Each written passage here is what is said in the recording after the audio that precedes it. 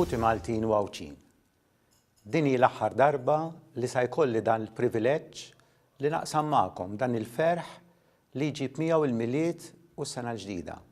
Fil-messaġġ tiegħu tal-miliet il-President ta' Malta, George Abela, fakkar li matul is-sena kellna l-elezzjoni ġenerali li rat bidla fit-tmexxija tal-Gvern fejn spikkat il-maturità politika kemm waqt il-kampanja elettorali kif ukoll waqt it-tranzizzjoni tal-poter.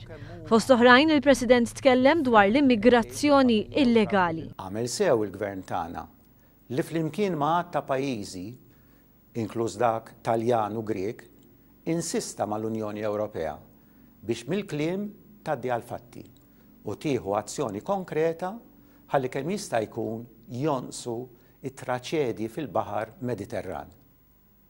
Dr. George Abela tenna li traċedja ta' Lampedusa ftit ta' xhur ilu kienet l-aħbar ewlenija fil-midja internazzjonali.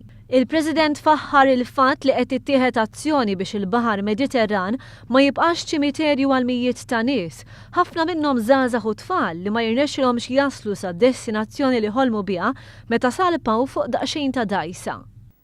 Il-koll naqblu li pajjiżna ma jistax iġorr waħdu dan il-piż tal-immigrazzjoni irregolari. Dan għaliex m'għandniex il-kapaċità amministrattiva biex nospitaw lil dawn in-nies kollha.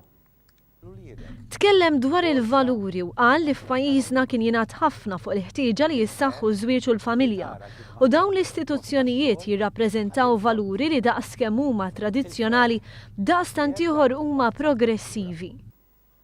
Dan b'ebda mod m'għandu jimpinġi fuq id-drittijiet ċivili li huma intitolati għalihom il-minoranzi fil-pajjiż u li jridu jibqgħu jiġu mħarsa minn kull tip ta' diskriminazzjoni.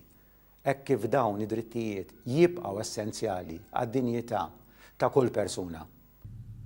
Il-President awgura lil familji Maltin u Għawċin. Min qalbna nawguralkom l-isbaħ xewqat u l-festi tajba. Intant fil-messaġġ tiegħu l-Arċisqof Pawlu Cremona appella biex dawk li huma mwarba ma jiġux trattati bi preġudizzi iżda b'ħafna imħabba.